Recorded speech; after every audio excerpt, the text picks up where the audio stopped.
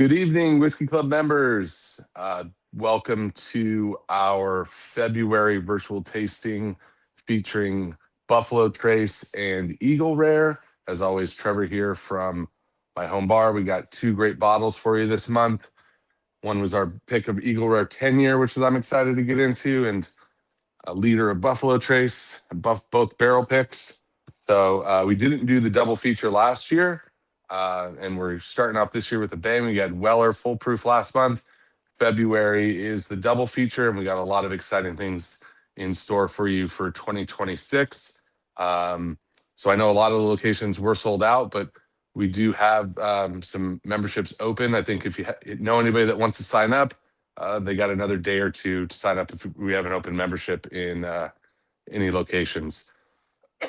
I'm getting over a little bit of a sickness, so apologies if I'm trying to mute myself if I have to cough, but I got whatever is going around. So I'm on the up and up. I had it a couple weeks ago, but apologies in advance if there's some coughs on this call. But a few housekeeping things. So we are introducing a couple new perks of the club this month. We're always trying to keep things new and exciting, so you may have seen this in your emails, but if not, I'm going to announce them here as well.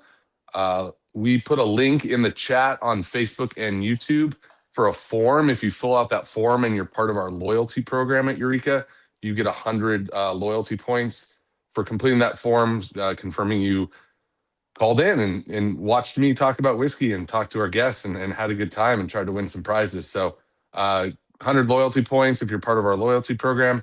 If not, join our loyalty program. There's a lot of great perks if you dine at the restaurant, and you get points and get complimentary things, appetizers, upgrades on wines and whiskeys, and a bunch of fun stuff. So if you're not a loyalty member, feel free to sign up. If you are, you can complete that link and get those 100 points. There's that cough.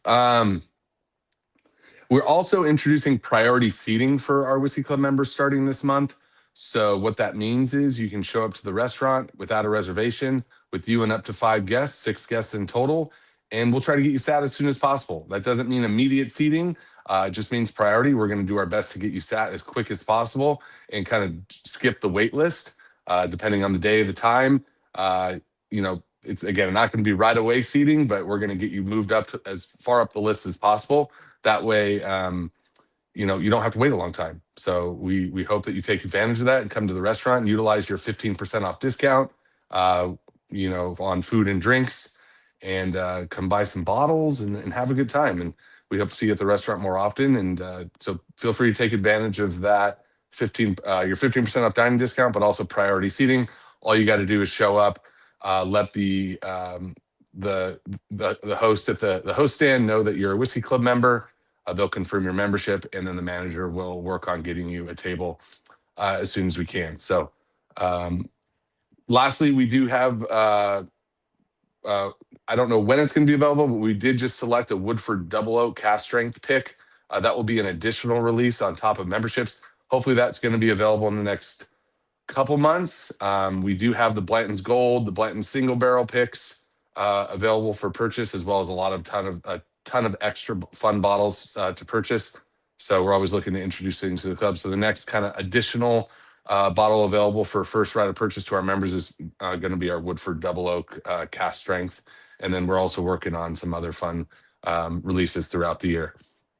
That is all I have for housekeeping. So without further ado, I'd love to introduce Matt Ray. Matt Ray is the 2026 American Whiskey Brand Ambassador of the Year, and he is a brand ambassador for Buffalo Trace, and we're honored to have Matt on the call. Matt is joining us from Louisville, so a little bit later there, but thanks for coming on, Matt. We appreciate it. Oh man, thanks for having me. How you guys doing? What's up? Hey, listen, my actual title for the company is pretty. It's just full of corporatese jargon. I don't even bother saying it. It is just confusing to me still about what it actually means. I was a bartender for a long time, originally from Alabama. I bartended at a bunch of dive bars in New Orleans before bartending at some fancy cocktail bars. I can make a decent drink if I need to. I was making too much money doing that, so I left to teach high school for a while. So I taught English and social studies, and to sober up, I went to go work for a liquor company because, listen, I thought working as a bartender would prepare me for how much I would drink as a teacher, but it can't and doesn't. Those people are tanks. If you need a ringer for a beer pong competition, a drinking buddy, they will bury you. Like, they're unstoppable. They need a drink and they deserve a drink. It's insane, the amount of What alcohol. what what grade did you teach? I was a substitute teacher for K through 12 for 3 years, and then I was a full-time teacher for high school for another 3. And I miss the kids and nothing else. My God. And my liver's arguably in the best shape of its life at this point. Oh wow! All right then. Well, shout out to all the teachers out there. Thanks, Matt. And it's a very respectful profession, and you know they drink whiskey, so we like it as well. Yeah. Yeah, me too. Before we get into it, I did forget to just announce the prizes we're giving away tonight. So Buffalo Trace has been kind enough to provide 2 prizes. We're gonna once again, same as last month, we're gonna leave it up to the first place winner on which one prize they want, and then the second place winner will get the prize that the first place winner didn't choose. So the 2 prizes we have to give away tonight, similar to the Weller cocktail kit we had last month, we have an Eagle Rare cocktail kit this month. It's going to be a mixing glass, a jigger, a spoon, I think a strainer, and a few other things, all Eagle Rare branded. So if you are a big Eagle Rare fan, obviously a prize that you will want to win. And just as always, put your questions in the comment section. We'll try to get to as many as possible. If you're joining us live from Facebook or YouTube, we will get those questions. If you are watching live from Instagram, we don't get the questions, but we hope you enjoy the show regardless. So, and then the second prize is going to be an Eagle Rare hat and a Buffalo Trace barbecue kit. And the barbecue kit is a barbecue mitt and some tongs. I have both. They're great. I like those a lot. But the cocktail kit's awesome. And obviously, who doesn't want an Eagle Rare hat? So, Matt, thanks again for joining us. Congrats on the 2026 American Whiskey Brand Ambassador of the Year. Just right off the bat, can you tell us a little bit about that process? How did you qualify for this, and what did that look like? And do they just roll out the red carpet for you anywhere you go now because you have this award? Did you get like a medal, or what does it look like? Oh, bro, I wish I got a medal. No, you know what? It's one of those things, like, it's an award that you get to put on your resume that no one will ever ask about. I have a friend, Chris Hanna, in New Orleans. He won Bartender of the Year at Tales of the Cocktail, like our big cocktail convention. And people in the bar industry say, like, "Oh, Chris, you're famous." He's like, "I'm not famous. I am bar famous." So a very tiny, tiny number of people know who I am and give a shit. No one else is like, "What do you do for a living?" The way the process works is that we have a really cool kid that works for us at Buffalo Trace Distillery named Jack. He's kind of our what do you call it, our gopher. He does everything because there's a lot of shit to do. And his job is to nominate our products if there's an award for best bourbon, best single barrel. Like, he's the guy that fills out the paperwork for all those awards. And he asked me to fill out the paperwork for Brand Ambassador of the Year. So thank God I take photos of what I do. Otherwise, I wouldn't qualify probably. And they asked me to summarize everything I did for the last year. And man, when I started adding all the crap and I do and all the trips I've taken, and like I helped open up Buffalo Trace London, our little mini distillery over in downtown London. I just got back from Germany for a 2-week trip, going through a bunch of whiskey shows there, like the Village. And that's a good time. I teach classes in my free time for the Wine Spirits Education Trust, where I certify people in spirits education. And I'm a trainer for this thing called Safe Bar Network. That's really cool. I do a lot of volunteer work related to the bar community. I guess when I started adding up, I was like, oh man, I've been busy, because I don't really think about, like, I don't do this stuff to win awards. I do this stuff because it's fun and I like it. And I like booze and I love talking about booze. You guys, Banksy, the graffiti artist? Yeah, I don't know him. Nobody knows him. I'm just saying, like, you're aware of the work he does. But he had a great quote about these graffiti artists that were doing art to get famous. He's like, man, you guys got it backwards. Like, an artist that makes art to be famous is like a guy who eats a sandwich so he can take a shit. It's like you got it backwards, man. You just do the art, and maybe someone notices that. That's the point. And then so I didn't really know if it would ever amount to anything, and it did. I was really grateful. So I'm delighted that someone noticed, and they cared enough to give me a plaque with my name on it. My dad is very proud. When I told him I won an award, I sent him a photo of the award ceremony, me holding the plaque, and this guy immediately feeds it into Chat GPT and sends me a caricature of me holding it. It looks nothing like me. And he's like, I did this on the Chat GPT. Let me know if you want me to print it out and frame it for you. I was like, Dad, I think instead of actually framing the photo? It's in the photo. It's like, Dad, there's already a photo of this. I don't need a computer representation of this, but thank you. Bless you. I'm good. Oh, that's hilarious. It was good. I'm sure it was the best intentions. Yeah. I mean, everything a dad does is usually best intentions. That's what makes it funny. It's you're trying, and I really appreciate you. Thank you. So we kind of talked about, you were a teacher for many years. What, I guess, did you learn from that experience that you take into your education? I mean, obviously we talked about the drinking and stuff, but what did you learn about teaching high school kids that kind of helped translate into teaching people about spirits? Oh, bro. Okay, two things. One, you keep it simple. My least favorite whiskey tastings, because I used to do a lot of these when I was a bartender and I travel around. And man, I'd hate it when like you'd go to a distillery and someone would drop like a really technical term and not explain it. They're like, you guys know how a column still works, right?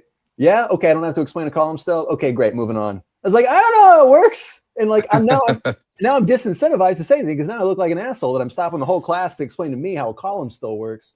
So, I've made a point to keep it simple and easy because if a kid can't understand it, I guarantee you a drunk can't. And the second thing I do other than keep it easy is that I got a lot of practice doing presentations with a hostile audience. Because, man, let me be, if you guys got kids, the government forces them to be in that classroom. They don't want to be there. I didn't want to be there when I was a kid. So if I could get them to laugh, it was like a miracle. It's like, oh, man, you're laughing at a joke at 8 a.m. Bless you. I worked for it. So I got really thick skin for this industry because like nothing scares me. Like you could send me into a room full of like 90-year-old like people passed out on pills. They can't even hear me, and I will still give an hour. I'll pour my heart into the presentation, and maybe I'll get one old lady to laugh, and that'll make me happy. But you got to have thick skin because not everyone likes the stuff. Like honestly, I'm just grateful that anyone tries it. So yeah, man, my thing is like you keep it fun. You keep it easy. You make sure everyone can follow along and have a good time. My thing that I usually do in my whiskey tastings is that I don't really spend a lot of time focusing on the super fans because they're already super fans and I thank them already so much. I usually focus on the people they've drugged to the tasting that are just there because they're supportive and sweet. I want them to have a good time because if I can get those people to have a good time, then I've got 2 whiskey fans. So that's kind of what teaching taught me is focus on the kids that are quiet, keep it easy, don't get your feelings hurt. I love it. That's awesome. So what led you to Buffalo Trace? Obviously you were a bartender. You said you did the dive bars, you did the craft cocktail bars, you moved on to teaching. And then what really pulled you out of teaching back into the spirits world and then specifically to Buffalo Trace? When I left teaching, I was a beverage director at a hotel. So I was running like 5 bars at once. And I got a call from my friend who was opening up a cocktail museum for Sazerac in New Orleans called the Sazerac House. It was still under construction at that time in 2019. And she's like, hey, they're looking for someone with a bartender background. I was like, yeah, great. I've got that. And they're like, we need someone with a bar manager background. I was like, yeah, I've got that too. That's good. And they're like, this sounds crazy, but you're going to be teaching classes and training people about cocktails and booze. So you need to have an education background. I was like, I've got great news. I'm literally the only person in this country probably that left good money to teach high school and came back to it. So I can start next week. You're not going to find anyone else with those credentials. So I basically started with the company 7 years ago to open up the Sazerac House in New Orleans. And then we don't have brand ambassadors with Sazerac or Buffalo Trace. So I slowly started pinch hitting anytime they needed to teach a class or a whiskey tasting. And at some point, the people at Buffalo Trace were really nice. They're just like, you just want to do this for us a lot? I was like, yeah, it sounds great. I love you guys. So I've been doing stuff with Buffalo Trace ever since I started for the company. But just to circle back, Sazerac is the top of the pyramid. We're a family-owned company based in New Orleans, and we've been around in some shape, form, or fashion since 1852. And ownership, super sweet. It's family based in New Orleans. And Buffalo Trace was the very first distillery that we ever started basically from scratch. We bought an old rundown distillery called Ancient Age in 1992 from a Japanese company called Takara. And it had 50 employees. It was surrounded by barbed wire. And we rebuilt it from the ground up, refurbished it, and relaunched it as Buffalo Trace in 1999. So it's been part of our family ever since. But it's definitely the thing that we're most proud of. Amazing. So for someone, go ahead. I was just going to answer this question that someone had. There are two questions. I'm sorry. You told me not to get distracted by the chats, and I was like, oh, I got answers to these questions. I'll let you ask your questions, and I'll get back to those chat questions. Go ahead.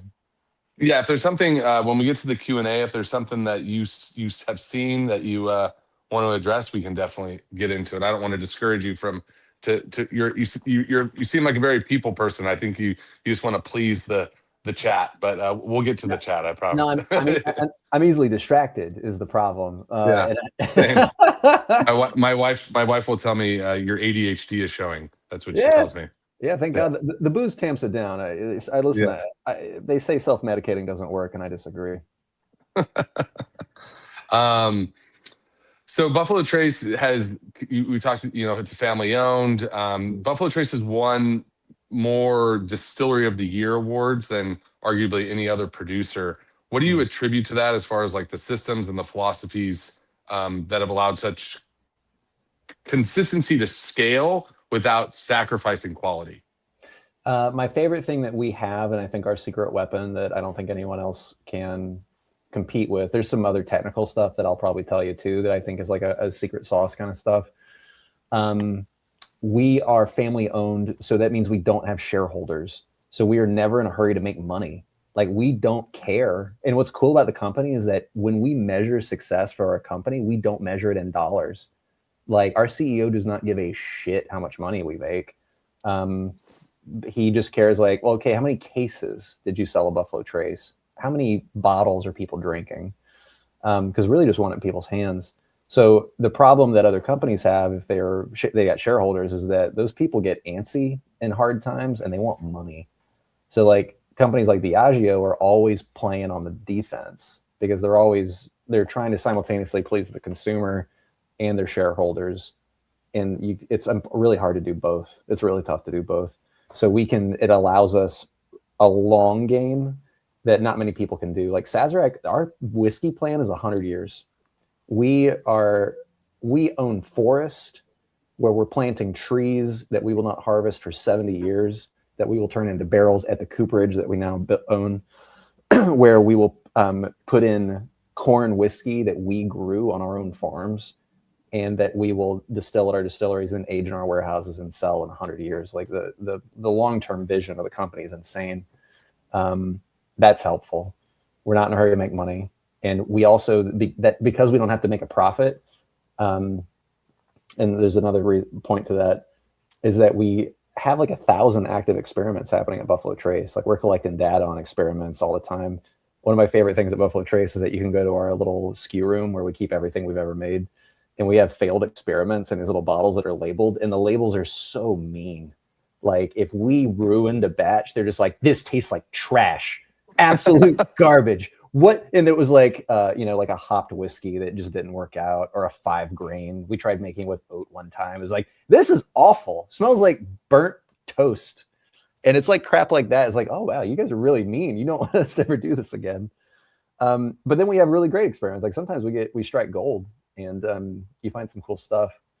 But I'll tell you the last thing that's really helpful is that as a company, we make Buffalo Trace makes 40 different whiskeys, and Sazerac Company makes 600 products.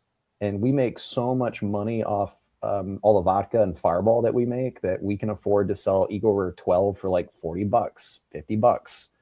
Like Pappy Van Winkle 23, like arguably our most famous whiskey, we make maybe $15 a bottle when we sell it to a distributor. And then that crazy markup in the aftermarket, that's the secondary market, and you guys know that's insane. But like we only need to make $15 off the bottle. Like we're okay. And we are allowed to pass those savings on to consumers because we're okay. We make money in other places. Also, the distillery is amazing. They've been making whiskey there for like almost 100. They've been making whiskey there for over 150 years. So they just have like a long technical know-how, and the foundations that E.H. Taylor built were the guiding foundations that we followed ever since, of just experimentation, commitment to quality. Like if something sucks, we just don't release it. It's awesome. We kind of touched on this earlier, but I'm curious because you said you've been at Sazerac House for 7 years now. Yeah, I've been with the company for 7 years, and I was at Sazerac House running that operation and training the rest of the company from that role for about 5.5. So many of your students, former students, are now of drinking age. We're all hearing that in the industry, at least. I was at a conference this week, and it seems that it's shifting maybe away from this kind of narrative, but overwhelming, you still hear the narrative of Gen Z is drinking less, and that the ripple effect that has on the spirits industry, and that the use of cannabis is a real factor in as far as the downturn in people purchasing spirits like whiskey. So what is your pitch to Gen Z to kind of avoid what happened specifically with whiskey in the 80s and 90s, where maybe they perceived it as a drink of the older generation? And what would be your pitch to them to drink whiskey and to like whiskey and to hopefully bring whiskey consumption up higher? Yeah. The good news about Gen Z is that they drink on average less than the generations before them. However, there are way more of them.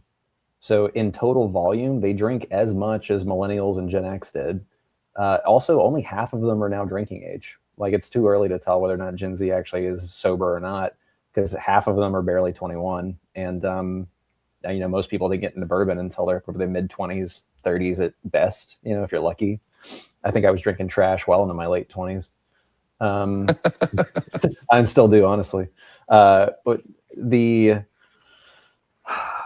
so it's too early to tell. The cannabis thing is kind of like weird. Like we saw a spike in the 90s of cannabis use on the tracker, and it's been flat for 20 years. So that problem is that until that's legalized federally, it's probably going to stay where it is. And like cannabis is just not going to be a big heavy hitter.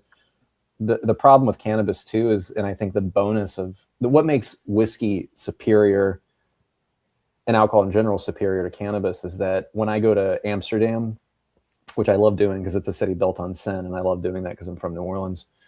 The head shops, it's just usually two guys out front just saying nothing.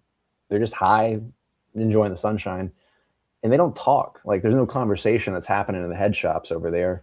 It's just quiet, and it makes me kind of sad, because I think the joy of whiskey is that it makes you talk to people. Like you get joyful, you argue, you chat, you debate.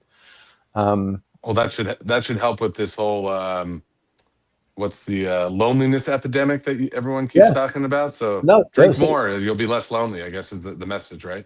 I mean, kind of. I mean, like alcohol is uniquely built chemically to break down barriers that people built up psychologically. Like that's why it's persisted for the entirety of the whole civilization. There's a really cool book that I highly recommend that I love called Drunk by Edward Slingerland, where he says, like, listen, if alcohol's so bad for you, why has it been around for 20,000 years? Like, why is it part of our species? Like, sure, it's not good for you, but there must be some like churches are expensive.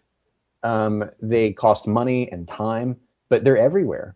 So they must have some evolutionary advantage over not going to church. And clearly they do. Community, bonding, less lonely, right? And I think that's what whiskey and bourbon can do, man. Like you have a club. I don't know anyone who has a cannabis club where they sit around and is like, oh man, let's talk about this purple dank. How you doing? So I think that the way that you get Gen Z to drink more is you've got to you've got to bear hug them because like they went through COVID and they're already so awkward because of that missed socialization time. That if you've got if anyone in this call or on Instagram, if you've got a Gen Z person in your life, they want to hang out, but they're just awkward. They're still listen. It was just a weird time for students at that age when I like because I was there right before COVID. Um, just like show them how you do it. Show them that it's a community. Hang out, have a good time. But like drinking is a social construct, and we learn how to do it by doing it with others. And you got to bring those Gen Z kids in. It's like let me show you how we have a good time and why I think this has value. And if they like it, they'll join you and they'll keep drinking forever because they like it. I just you don't give them a reason to rebel. You know, it's if you like them and you want more Gen Z kids, then you gotta do the outreach. You gotta hang out with them. You gotta talk to them. You gotta like them. And if you like Gen Z kids, they'll like you. Cool. I love it. Appreciate the insight.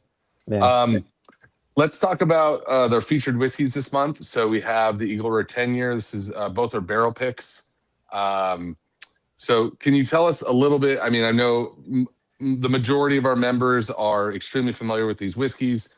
Obviously Eagle Rare is considered kind of the more quote unquote premium of the two, but obviously just in a quick synopsis, can you tell us the main difference between these two? I know they're different mash bills. I know you can't tell us the exact mash bills, but what makes these different other than, age statement is one of them. So I'll let you talk. You're the expert. You tell me what are the predominant differences between Eagle Rare and Buffalo Trace? Oh, cool. Okay. So yeah, mash bill number 1. What that means is that it's got the lowest rye content of any bourbon in our portfolio. We have mash bill number 2, which is like your Ancient Ages, your Blantons, your Elmer T. Lees. So it's got about 10 to 15% more rye in it. And then we've got the rye mash bills from Barton 1792, and then which is like really high rye. And then you get into actually like Sazerac rye, which is like a Maryland, Kentucky style, which is like between 51 to 55% rye, give or take with a little bit of corn. And then you go all the way to E.H. Taylor, which is a 95 rye. Like it's more Monongahela style, which is cool. So Buffalo Trace, Eagle Rare, same mash bill, number 1. Man, my favorite thing about Buffalo Trace is that this was created for us by Elmer T. Lee when he was still hanging out with us at Buffalo Trace, helping us get the distillery going in 1999. We opened the distillery and called it Buffalo Trace because of the river nearby. But the first day people showed up and they're like, oh, you Buffalo Trace Distillery, you guys have bourbon with your name on it, like Buffalo Trace bourbon? And we were like, oh yeah, we should probably do that. So we went to Elmer T. Lee, and he actually went to the middle floors in his 2 or 3 favorite warehouses and made this. It was like, I think the first run was like just 500 barrels blended together. And we still have that run of those bottles. That's our standard that we always use to measure every batch we make ever since. So Buffalo Trace, crafted by Elmer T. Lee. My favorite thing about it is that it's always minimum 8 years old. It's never younger. Like, so it is older juice sometimes up to 9 years, but it's always minimum 8 years old, which makes it twice as old as the closest competitor usually on the market. I think it's best age for dollar bourbon you can buy. I've seen it as cheap as like $19 for a 750. And the liters also get pretty cheap now. So minimum 8 years. Eagle Rare is the same juice, another 2 years. Eagle Rare starts getting into like when you start getting into like those kind of oaky tannin, super like chewy aspects of Buffalo Trace. That's when it becomes kind of an Eagle Rare product. It is earthy. You start getting some leather and tobacco in it. But yeah, you're right. It's the same mash bill, similar floors, similar warehouses. They develop slightly differently. Like the difference between Buffalo Trace and Eagle Rare is really just the oak and tannin and body of it. Like I think Eagle Rare is chewier. I don't want to say smoky because that's like a confusing word. More like, what do you call it? After you chew a piece of barbecue, maybe that's been in the over the fire too long, it kind of has that kind of meaty, burnt quality. And I think that's kind of like what's neat about Eagle Rare is that it tastes meaty to me. But yeah, they're both very similar. Both similar, but Buffalo Trace is going to be more fruit forward. So it's got 8 years, man. It's older than a lot of the market. And Elmer T. Lee, his favorite bourbons were fruit forward. So when you taste his old the Blantons that he was making in the 80s and 90s, they are like fruit bombs. So Buffalo Trace kind of hits his flavor profile for what he loves in a bourbon. So cooked fruit, dark fruit, baked apple kind of stuff, um, pear, like those kind of flavors. And then Eagle Rare, I'll tell you, Eagle Rare, we invented Buffalo Trace bourbon. That's one of our like signature products, but we didn't invent Eagle Rare. Eagle Rare was created by the Seagram's Company in 1975 to compete against Wild Turkey. Everyone wanted a bird whiskey. Everyone wanted an Old Crow. Everyone wanted Wild Turkey. Wild Turkey was like the only bourbon that was making money in the 1970s. So Seagram's went to the grandnephew of Charles Beam, or I'm sorry, his name is Charles Beam. He was a grandnephew of the actual Jim Beam. And when he was working at it was called the Prentice Distillery, which is now known as Four Roses. And they said, like, we need something that can kill wild turkey. So they launched Eagle Rare. Let me see if I can actually show you this these advertisements really quick. Can you hear me, by the way? Yeah. Okay, perfect. I didn't know if my mic went out, but yeah, go ahead. You want to share your screen? I know you had some old bottles you wanted to show us. Oh yeah, let's see here. Let me find out. Yeah, right here. Okay, cool. Can you see these guys? Yeah. Yeah, cool. All right. Image on the left, carve the turkey, pour the eagle. This was the inaugural ad campaign for the Thanksgiving, the year in 1975 when they actually launched Eagle Rare. So 101 proof, 10 years old. Because wild turkey back then was 101 proof, and they thought that was like it's like the signature thing. And then later on, it became like the spirit of the eagle, and it kind of moved into this kind of like Americana Eagle Rare kind of stuff. So that was the original ad campaign. So Seagram's sold this product off along with Benchmark in the 1980s, and Sazerac acquired it. So we didn't have anyone to make it for us. So originally it was made at Heaven Hill for us, and the bottles would say made in like bottled for New Orleans, which is where our Sazerac was based back then, and still is. And at some point, we finally made a contract with the Ancient Age Distillery, which is now Buffalo Trace, and they started making it for us in the mid 80s. So Eagle Rare has been made at what is today Buffalo Trace for a long time, longer than any other whiskey we've ever owned.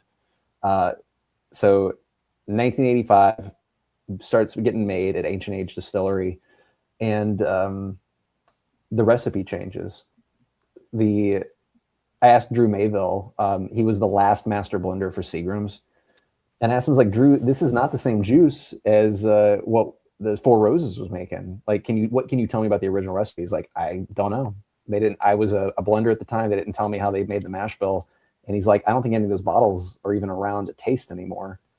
So the recipe changed dramatically in the 80s when we moved it to Ancient Age, and it's been that flavor profile ever since, even though the mash bill has probably changed a couple of times. Oh, that's super cool. I'd love to see the old branding. Yeah, it's cool, man. They're great. And now we've got, here's our lineup today. So we've got Eagle Rare 10. We've got this launched basically 1975. We added Eagle Rare 12 year last year, which is amazing and cool. And I hope you guys get to try it. It's only $10 more than the regular Eagle 10, and it's 5 proof higher, and it's super cool. We launched Eagle Rare 17 in the year 2000 as part of the Buffalo Trace Antique Collection. That was kind of our first cool experimental thing we ever did at Buffalo Trace Distillery. 2019, we launched Double Eagle Very Rare, which is like the 20-year expression. And then 2023, we launched Eagle Rare 25-year. And then here, I don't know when, but in the next year or two, you guys will see Eagle Rare 30. Oh, wow. We have barrels in we have a refrigerated warehouse where we're trying to recreate the conditions of Scotland and Kentucky, where you can lower the temperature in the warehouse, and that allows you to age whiskey as long as they do in Scotland. So the dream is that eventually, hopefully in our lifetimes, I'll live long enough to see it, is that you'll see an Eagle Rare 50 year someday. Jeez. That's crazy. Yeah, pretty cool. You heard it here first, folks. that's That, the you know. that's the dream. And here's the thing: is that like, you hope it's good. Like the one of my favorite quotes from Julian Van Winkle, who makes Pappy Van Winkle for us at Buffalo Trace and has for a long time. You know, he says like, man, listen, we put down whiskey for 20 years, 23 years, and you wait and you wait and you wait and you crack open the barrel, and sometimes the whiskey doesn't make the trip. He's like, sometimes the angel share takes it all. Like we've cracked open plenty of 23-year-old barrels and they're empty. Um, and sometimes you crack it open and it's just not good. And we just dump it. Like there's nothing to be done. So it's a heartbreaker. So we never give dates of when this stuff launches because sometimes we wait and we're like, man, next year that 30-year is going to be ready. And maybe that 30-year batch isn't good. So we wait for the next batch to mature. And then maybe the next batch is okay. And that's happened before us so many times that we just don't even, you can't put your watch to it because the barrels are made of plants and they're going to do what they're going to do. Yeah, and the mother nature, the temperature, all that stuff, right? Yeah, man. But I It's like, guess, but I it's guess cool. you're trying to control it, and like you said, replicate the environment of Scotland. Obviously that's going to help. Yeah, it's going to give us some more control, at least over those temperature fluctuations. But there's still air. There's still listen. You're still putting whiskey and stuff that's made up. You're still putting plant juice with yeast in another container made of plants.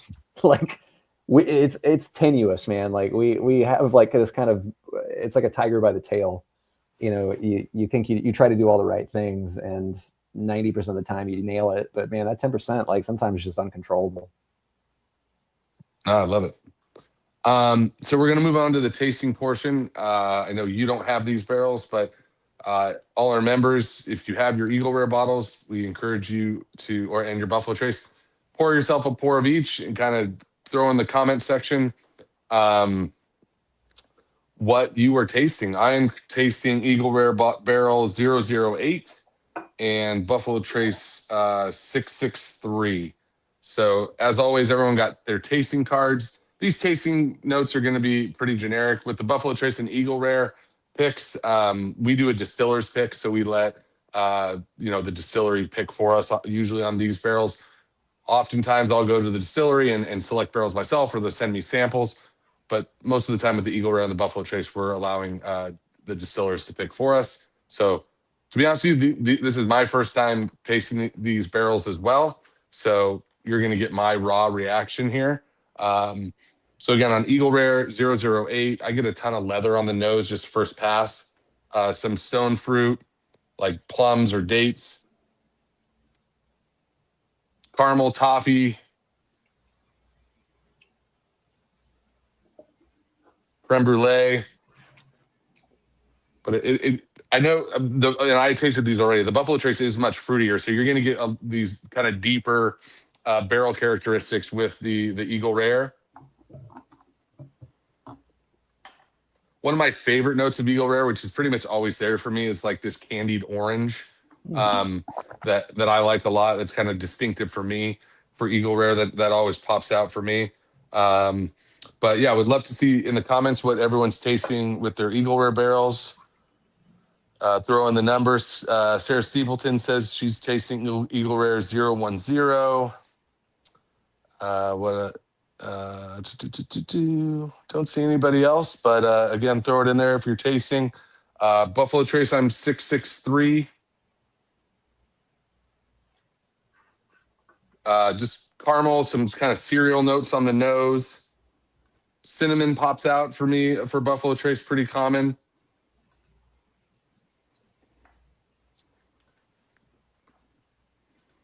I get some of those dark fruit. Again, same mash bill here, so a lot of similarities. Less of the barrel characteristic because we have a little bit less time. And then with Buffalo Trace for me, I always get this bright like mint note on the end, a little bit of star anise that I like as well. So those are my barrels I'm tasting and kind of just my quick notes on them. So hopefully you're enjoying it. I've heard a lot of great feedback from our members just on Instagram and social media, message media that say that their Eagle Rare picks are great and they're enjoying the Buffalo Trace as well. So We got someone saying toffee, maybe. Absolutely. Caramel on the nose, baking spices, pear. Love it. Uh, Angela says Eagle Rare, candied orange, and prunes, powdered sugar. Both of these are great. Angela says lots of strawberry, like compote. Um, Yeah, that strawberry Buffalo Trace. compote. That strawberry compote's a note that I get when you taste the white dog right off the still. It's like really jammy, like super fruity, really jammy. So I'm not surprised that strawberry kind of jammy note sticks through it. Awesome. I love it. Nailed it. Cool. Well, we're going to jump into some song selections here in a second and then take questions from the audience. But that's the quick run through of the tasting. So, um, uh, I'm curious, you as a former bartender, if our members are looking, and obviously, again, these are similar, same mash bill, but what would, if cocktail wise, if you were to pick a cocktail for Eagle Rare and a cocktail for Buffalo Trace, which cocktail would you pick, and why would you choose one over the other for that specific cocktail? You know what, man? For Buffalo Trace, my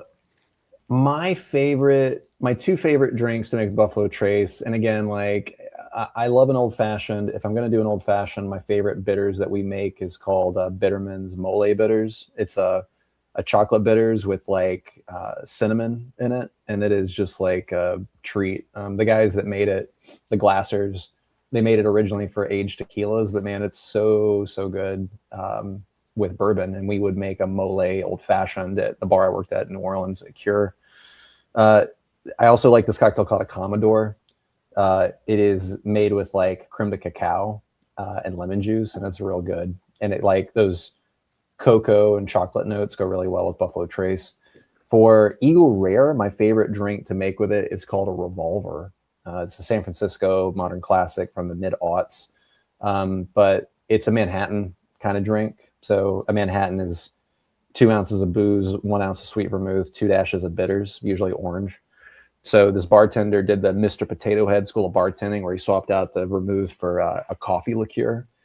And those kind of dark roasted coffee notes go really well with the kind of rich tannins and leather notes and tobacco notes of Eagle Rare. You still add the orange bitters. We make Regan's at Buffalo Trace too, so I like Regan's orange bitters for that. And he used a flamed orange peel, so you get this kind of like burnt, smoky orange note on the top, man. But a Revolver, it's just a Manhattan with coffee liqueur and a flamed orange peel, and it's real good. Nice. I love it. Let's move on to your song selection. So every month we ask our guests to pick a couple songs that remind them of the whiskey we're tasting. So, Matt, if you don't have those songs, I have them for you. But do you have the songs? And can you? Actually, can you play them? Oh no, I can't play them. But we'll talk about your selection. So Buffalo Trace, you chose Willie Nelson. Come on, Time. You want to tell us just briefly about why you chose that song?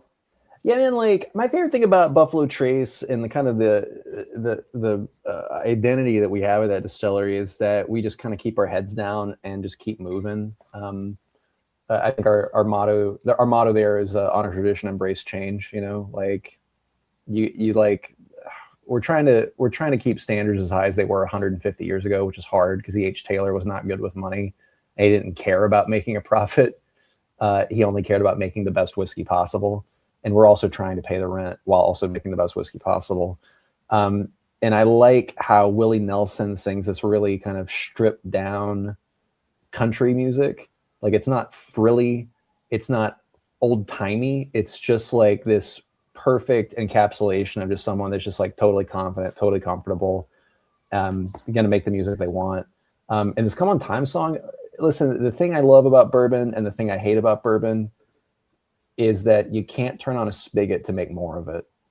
Like it's not vodka, it's not gin. Like the Eagle Rare takes 10 years. The Pappy Van Winkle takes 20 years, and that's it. Nothing we can do to speed it up. And there's all these companies like blasting music into the barrels and shaking them and rocking them on boats and shooting them with like UV light. And there's so many people that are just trying to, how can they cut corners and speed up the microwave the barrel to speed up the aging? And honestly, like nothing beats time. Like that's just it. Like time is always going to win, and it's still the best way to age whiskey. And honestly, it's like the most honest way to do it. So I kind of like Willie Nelson's simultaneous rebellion against time and his slow acceptance that it's coming whether he wants it to or not. Awesome. And then for Eagle Rare, you chose the Top Gun anthem. Bro, the Top Gun anthem. Okay, Eagle Rare. So that's not Highway to the Danger Zone. This is a different song, right? Oh, I'm so glad you asked. Yeah, Highway to the Danger Zone by Kenny Loggins is one of the most Yeah. important songs ever written in Americana, and that song, changed my life as a bartender. My promise to my regulars that came into my dive bar that I worked at is if they played Highway to the Danger Zone on the jukebox, I would set a baseball bat on fire with Everclear, and wave it around and sing the lyrics. I love that song. But no, I'm so glad you asked. And you did that. Oh yeah, I did it to the point where finally I poured too much Everclear in the baseball bat, and when I swung it around for dramatic effect, the Everclear dripped down the baseball bat and covered my hands and set my hands on fire. Well, we had a 3-sink compartment, and it was dramatic, but I was not horribly mangled, so I didn't do it anymore. I was like 20 something. It was fun, but no, I'm glad you asked. The Top Gun anthem is that super great instrumental guitar riff that they play in the old and new Top Gun, where it's like, and it's this like soaring kind of beautiful song that's so uplifting and powerful and like also understated. Eagle Rare, we have this award we did for a long time called Rare Life, where we would award people. We would give like these cool plaques and medals for people that just like are doing their own thing and making like a positive impact on their communities and making a difference. And two of the biggest charities we work with are veterans organizations, like Wounded Warriors, the one we work with a lot. And Eagle Rare, we don't super lean into the Americana aspect of it, but the Eagle is kind of just this. It's impossible to not see it as that symbol of like Americana, and bourbon being the national, like the distinctive spirit of the U.S., not the national spirit, but it should be. I love that song, and it just makes me happy. And it just like, it's Top Gun. Let me tell you this. Top Gun is the best parts of America in one film. If you want to like, it's impossible to not feel great about everything when you watch that movie. Is like, oh yeah, this is what the Army's for. It's for like doing good and like, kicking ass. And this movie rules. And it does. The new one's anyway. I love that song. And that's I can't escape that song. Nor would I want to. All right. Well, I got to go watch Top Gun again tonight. I haven't seen it in a while. Bro, it holds up. It's good. It's good. Nice. All right. We're going to dive into questions from the audience, from our members. So, and then we'll choose our favorite two, and we'll give away some prizes. So Fernando Ayala asks, how many store picks disclose the age of the barrel? Is the Eagle Rare 10 more than 10 years? Do we know the age of the Buffalo Trace? I think you kind of answered that already. Would be great to know. Yeah, we always, if you're doing a barrel pick with us, we'll tell you where the barrel came from, the warehouse it was aged in. We'll tell you the exact date that it was filled and emptied. So you'll know everything about it that you want. Like, we'll give you its birth date, its bottle date, the stories are read to it at night, the name of all of its close friends. Like, there's very little that we don't release. Again, the only thing we don't release is the mash bill, but we'll tell you anything you want to know about that barrel. Awesome. Sarah Steepleton asks, what has been your favorite ambassador trip this past year? You know what? Germany was really cool. You know what? I take it back. I got invited to, two things. Okay, one, I was invited by Myers Rum, which is one of our brands, to go to Las Vegas and be a Mai Tai judge for the World Mai Tai competition. And I've been training my whole life to drink 20 Mai Tais back to back. And it was a dream come true. My dad did not understand what they pay me to do at this company, but was also very proud and jealous that I got to drink 20 Mai Tais in Las Vegas on a stage. So that was great. A 44 Mai Tai is the only Mai Tai. Oh, the Trader Vic one? Yeah. You know what? I agree with that, but there's room for variation, and that's what the competition was about. Is like, can you improve on the classic? Hey, listen, we have a clarified guava banana Mai Tai on our menu with a blue lemongrass foam on top of it. So Ugh. trust me, I'm not a purist, Mai Tai purist, but my favorite Mai Tai is a 44 Mai Tai. Agreed. Yeah, I like the old school one, and then I'm sure we could debate which rum is the ideal or like traditional, and that's another fun topic. The other a trip I took that I loved is I went to Norway to judge a Buffalo Trace cocktail competition in Stockholm. In the winter, got to go to Buffalo Trace London for a trip. It was cool, man. It's just neat because like the first okay, I'll tell you the thing that got me into whiskey is that other than bartending is that my first when I was in 2013 I did a bartender whiskey summer camp called Camp Run Amok, and we went to Willet back when Willet was just getting started again distilling, and we met their warehouse manager, and this guy looked just like Sam Elliott, like the cowboy from like Tombstone. yeah, dude, he is just Sam Elliott is just like he's like the cowboy in like Big Lebowski, and like he's the perfect cowboy. And Yeah. one of the bartenders was like, "Do you like your job?" And this guy just sits down on a barrel and looks around, and he's like, "It's the greatest goddamn job in the world, man." And I was like, "Yeah, it is. You're right. This rules." And that's how I feel all the time when I get to talk to people and go to Stockholm and drink my ties. Like, it's like, yeah, man. Despite all the bullshit, it's the greatest job in the world. That's awesome. I love it. Yeah. All right. Veronica Baraja said, trying to plan a trip to Kentucky, would love a recommendation where in the state to start, easiest to fly from California, and what distilleries other than Buffalo Trace I should visit. Oh, I'm so She glad you said, said that. yeah, Other than the fine distillery of Buffalo Trace, listen, fly into Louisville. It's the easiest to get to. You can hit Bourbon Row and see like Old Forester's experience, which is really cool and pretty. Rabbit Hole is also really neat downtown. On your way to Buffalo Trace, you can head up this cool one that all of my whiskey nerd friends are into called Whiskey Thief, where you actually get yeah, to I've been like, there. yeah, it's Yeah. cool. You get a thief inside the barrel. Heaven Hill is beautiful, and they do great work there. My all-time favorite, most beautiful distillery that you could ever go to, in my opinion, is the one that E.H. Taylor started after he left Buffalo Trace, and it's now called Castle and Key. And I think their whiskey's good, but their distillery is effing gorgeous. There's raccoons playing in the creek, and there's little deer like in the gardens. It is like first time I went there, I was like, oh, this is where I will die and be buried. Like, this is gorgeous. And it's right down the street from Buffalo Trace.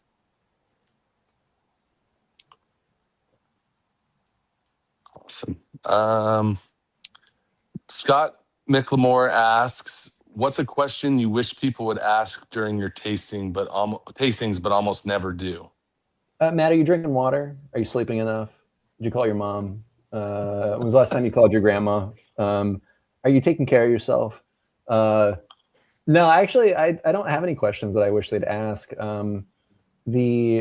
Honestly, I'm delighted they ask any question. Oh, you know what? My favorite question that I love answering, and I wish more people ask, is what's the right way to drink bourbon? Because in this environment, I'm sure you guys see like, oh, you got to like part your mouth and inhale simultaneously in and out. You got to do this feng shui thing where it's constant airflow and with one nose and then to the side, and then you hold both nostrils and then you inhale. And there's all these like secret hacks that I hear all the time about how to taste extra good. And my favorite question is, what's the right way to drink bourbon? And my favorite answer is with your mouth. There's no other way that I can recommend that you try it. Because the reality is like, yeah, maybe doing a cool technique here and there may improve your tasting by like maybe 1% or 2, but is it noticeable enough to change your whole spiel, your whole outlook? And my advice for people is usually just drink it in the glass that you feel comfortable with. Like a rocks glass is fine.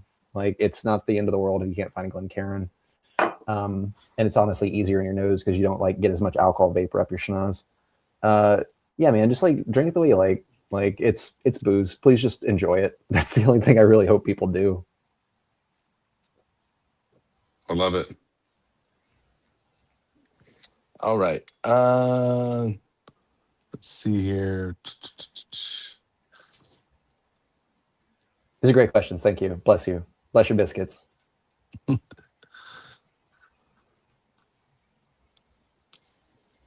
Let's see. Zofia Mangione asks, since Eagle Rare 10, 12, 17, and double Eagle Rare all come from the same mash bill and distillation process, how do you decide which barrels are capable of aging 17 or over 20 years without becoming over oaked? And what clues do you look for to know that a barrel has peaked?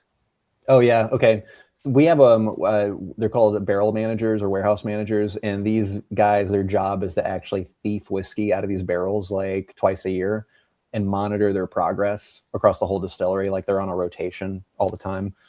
And their job is to basically taste this stuff. And it's like they'll taste the Eagle Rare 12. They're like, you know what? This is good. I don't see it like it hasn't peaked yet. Keep it in. Let's like it's kind of like going to the casino and rolling the dice a little bit more. And the moment that it maybe starts to taste over oaked or it starts to lose its zest, like the things that make it complex and interesting, like maybe it's just getting kind of flat. You pull it out as soon as you can, and either you blend it with the same other barrels to kind of mitigate those things that you don't like, or worst case scenario, you can always like blend it into something that's like, not the bargain whiskeys. Like, Benchmark is like 4-year baby Buffalo Trace. And I'm not saying that we'll put Eagle Rare 17 in it that we don't like, but a little bit of Eagle Rare 17 in a young whiskey is just like cognac. It can add depth to a young bourbon that 4 years just can't give you. And we often, like Eagle Rare 17 this year was actually 18 years and some change, because we just do minimums. We often go more. But yeah, we actually, so the secret really is that we have a bottle at Buffalo Trace in our lab that is called the Standard. And the goal of every bottle that we make, every batch, is that we're trying to match the standard, the secret, the perfect bottle of Eagle Rare, the perfect bottle of Buffalo Trace. And we will blend as many barrels as it takes to make it taste like that perfect bottle. And we have a whole team that's their job. We have a tasting team. They'll taste about 100 products a day most times. And we have a barrel warehouse team, and they're like our first eyes on the ground. And then we'll monitor it. We'll keep an eye on it. But like, honestly, you can't really know which barrel is going to be. We hope every barrel can age whiskey for 20, 30, 50 years. But you've got to check for leaks, which means you got to monitor the barrels and look for like spillage, waste, the overwhelming smell of whiskey. Yeah, you just got to keep an eye on it. It's like playing whack-a-mole in a fun way. All right, I'm going to do one more question, and then did you say you had a couple questions that stood out to you, if that you wanted to answer? If not, Sure. But Andrew Bina says, "What was your go-to drink as a teacher, and what was your go-to drink as a Buffalo Trace brand ambassador, and have they changed?" When I was a baby bartender, my favorite thing to drink was anything out of a frozen machine. When I was a fancy bartender, it was a Vieux Carré, which is like a New Orleans style Manhattan that I really like. When I was a teacher, it was shots of bitters straight out of the bottle, and then bottles of cheap champagne, because that's what I could afford. When I became a Buffalo Trace brand ambassador, I'll drink literally anything they give me because I like all our products. So my favorite thing to drink now is just like Weller, like Sazerac Rye, like Stag. Shit, man. It's such an embarrassment of riches that I'm not sad to drink anything that we make. My favorite thing to drink right now is Early Times Bottled and Bond. That's a bargain. Or Benchmark Full Proof. That shit's delicious and so cheap. Yeah, that stuff. Awesome. Marco, thank you for that very nice thing. What's the best icebreaker when introducing people to whiskey? I make it approachable. I was like, listen, no one's going to nail the secret tasting notes of this stuff right off the bat, but here are 3 things you can always say and always be right. I always say that it always smells like wood, because guess what it's aged in? But you can blow people's minds because the law says bourbon's got to be aged in oak. So you can like literally do this trick where you're like, oh yeah, I smell a lot of wood on that, but no, that's oak. That's American white oak. Because like the American white oak is not the law, but it's just so common that it's what every whiskey makes, because it's the cheapest, easiest, most abundant oak in America. And if they use a different oak, like French oak, they want to brag about it on the label because that shit's expensive. It came from France. So you can literally play that game where you're like, oh, what is that wood? That's specific. That's American white oak. I would know it anywhere. And I always say vanilla because there's so much vanillin in oak and caramel, because when you burn the wood sugars inside the barrel, you get caramel always. So I always give a newbie 3 tasting notes so they can always say and always be right, because I like people walking away feeling smart. That's my favorite icebreaker. It's like, let me just give you some ground rules that you can say this and you'll be an expert immediately. I love it. For the buff turkey collabs, that was kind of an accident. We didn't mean to do it, but it was an interesting thing that happened. I don't know if we'll ever do it again. If that comes our way naturally, you may see more collaborations, but we did not seek that out. It just was like something that happened. My favorite cocktail to make is a shot of bitters. My second favorite cocktail to make is a glass of champagne. My favorite cocktail to make for my friends is a Ramos Gin Fizz, which is like drinking a gin cloud. It's delicious. My favorite cocktail to make for myself is a Vieux Carré. Rye, cognac, sweet vermouth, Benedictine, Peychaud's bitters, Angostura bitters. Mwah, incredible. Tony, to answer your question about why there's no brand ambassadors for Sazerac, the problem with a brand ambassador secretly, the unstated rule for a brand ambassador is that you've got to bring in more sales than you cost in salary. And too many brand ambassadors just go hang out and drink. And if they're not at an event, they're not adding value to your company. So the only reason that I get away with being a brand ambassador is that when I'm not doing this stuff, I'm answering emails and making cocktails and doing R&D and figuring out how can we make buzzballs into a frozen drink. I'm like supporting the company in like 100 different ways. And that's how I keep my job and why they let me do cool stuff and go on fun trips. Just brand ambassadors are tough, man. They're expensive. And unless you've got a team that you can trust that can be totally autonomous, that are working their butts off all the time to bring value to the company, they just take so much. I think my understanding of why we never had one is that they just take a lot of effort and monitoring, because you've got to find really, really good people to be brand ambassadors. So if you find a good company that's got a good brand ambassador, that's a miracle, because they're honestly more rare than you think. Well, we have the best one here. So, you know, you guys, you're worth it. You're worth it. You're all worth it. Awesome. Listen, the last questions I'll tell you is, sadly, you can't buy Pappy directly at Buffalo Trace Distillery. We release it sometimes. Oh, for special occasions. I'll tell you, like stuff like Father's Day is probably the only time you're ever going to find Pappy or the really hard to find stuff at the distillery. And that's usually like a cool secret drop weekend. So that whole weekend is a good time to be there. Yeah, cool. I think that's all we got. And the last question I'll answer is, how does Buffalo Trace achieve fruit forwardness? That's through yeast. When the yeast eats sugar, they poop out booze and bubbles. That's the technical term, is poop. I asked a chemist. But what they also do is, the longer you let them sit in the mash swing around, they will interact with alcohol and they'll create these fruit esters. Everything that's cool about bourbon usually comes from those fruit esters that are in the tails, like the end of the fermentation. There's stuff that makes whiskey delicious and tastes great. And if you let the yeast play around for long enough in the mash, they will create those cool, complex flavors, but it takes time. And not every distillery has that budget to let yeast play around that long. Sometimes they just got to get it barreled and make a buck. Nice. Well, Matt, it was an absolute pleasure to have you. Do you have 2 favorite questions of the night? Do you need me to recap, or do you know what your favorite 2 were? Man, let's see. Hold on. I tell you what. Let me look through the questions here, and I'll let you do maybe the wrap up notes, and then I'll give you a winner while you're doing it. All right. I don't know if I have any wrap up notes, so we can you can scan through them. I'll maybe if someone has some comment section or some other tasting notes in the comment section. You were very proactive with the questions. We appreciate it. Normally I have to pick and choose, but you were just all over it.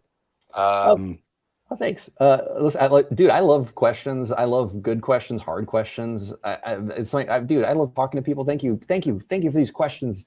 Bless you.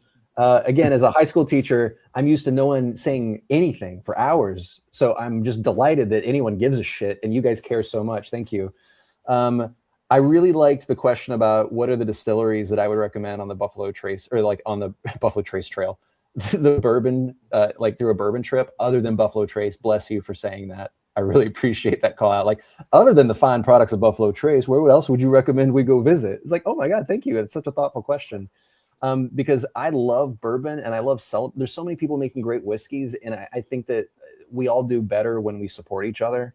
And I love sending people to Castle and Key and Heaven Hill and all these cool places. Like, people are doing cool shit, man. Go out there and enjoy it all. It's fun, man. Booze is fun. Go visit some people. I love that question. Um, Go get an the egg salad sandwich at Willet. oh yeah. Oh yeah, egg salad sandwich at Willet. You gotta Um, have one of those. let's see. All right, and then my other favorite one is, what was my favorite drink as a teacher? That's a funny one. Dude, that I'll tell you the actually the go-to. So those are my two favorite questions. So Andrew, thank you for that. And then what was the nice lady that did the question about Buffalo Trace? Veronica. Veronica, great job. I'm proud of you both. Excellent work. Please barbecue responsibly. The favorite drink of the teachers that I worked with, and this is 100% true, I'm not lying. I worked with the story I'll leave you guys with is that I worked with a teacher that was always in a better mood than me, even though we taught the same awful children every day. So I was like, Mr. Jackson, you were just such a delight all the time. What's your secret? He's like, oh, I drink a lot of coffee. I was like, you lying SOB. I have an espresso machine in my room I bought from Amazon. There's no way you are more caffeinated than me. What's your secret? And he's like, oh, well, when I make my coffee, I put a vanilla extract in it. And if you've ever seen the ABV of vanilla extract, they just put oak chips in vodka. So vanilla extract is 80 proof most times. And I'd made it as a bartender, so I knew this game. I was like, Mr. Jackson, how much vanilla extract you putting in that coffee there? And he's like, and he pulls out this giant bottle, right? And he's like, oh, a day? Oh man, yeah, like about that much. I was like, you're drinking half a bottle of vanilla extract a day? You're drunk now. No wonder you're in a good mood. So listen, that's the hack I've got for you. Drink water, and if you need to drink at work because you're a teacher and your job is hard, vanilla extract makes your breath smell great, and it's boozy as hell. It's not a good time. It's not a good time, but it is a time that you can have. All right. Well, Matt, thank you so much for your time. It's been a pleasure, and I can hands down say I completely understand why you were the 2026 American Whiskey Brand Ambassador of the Year. Hey, you guys, you're so nice. Thank you. Well deserved. Enjoy your time in Louisville. Get into some trouble if you can. I always do. I love a bad time. Well, have a good night, and we appreciate it. And cheers, everyone. We'll see you next month.